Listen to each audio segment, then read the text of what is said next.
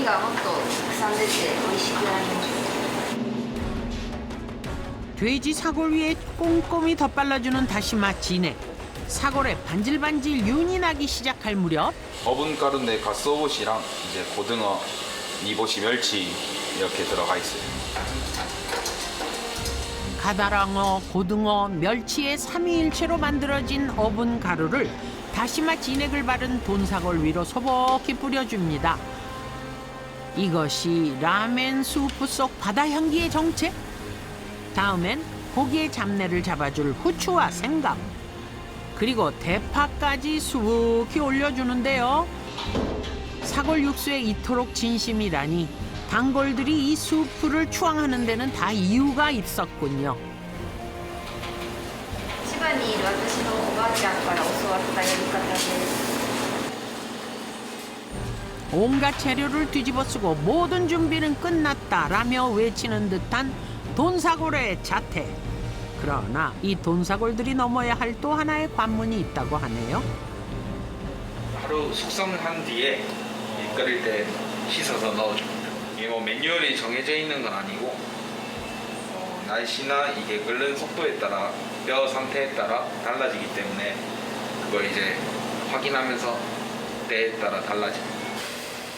자, 이제부턴 또 돈사골의 숙성을 기다릴 차례. 매 눈으로 뼈 상태를 확인하는 달인. 일방적인 매뉴얼대로가 아닌 총체적인 모든 조건을 고려해야 하는 심도 깊은 숙성 과정. 자, 드디어 달인이 오케이 할 정도로 숙성이 진행되면 돈사골을 감싸고 있던 화려한 양념들이 때를 벗을 차례. 다시 본연의 자태로 돌아온 숙성 돈사골이 샤워를 마쳐야만 비로소 솥에 입수할 자격이 주어지는 것.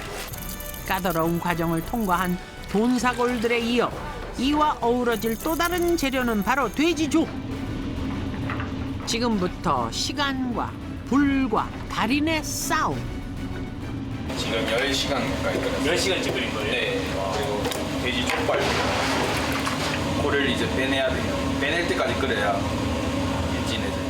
이야, 저도 이제 일본 유학 가서 이제 호텔로 취업했었는데 이제 마치고 라멘집을 먹으러 왔었는데 츠케멘이라는 메뉴가 저도 처음 봤어요. 근데 엄청 맛있어가지고 한번 그 점장님이 있었는데 점장님한테 제가 한번 알바해봐도 되겠냐고 해서 바로 이제 오이데이라고 일본어로 오이데. 그냥 오라 이거예요. 아, 좀 좋은 표현으로 친근한 표현으로 그래서 그냥 바로 그 다음날 출근해서 이제 배우게 됐어요.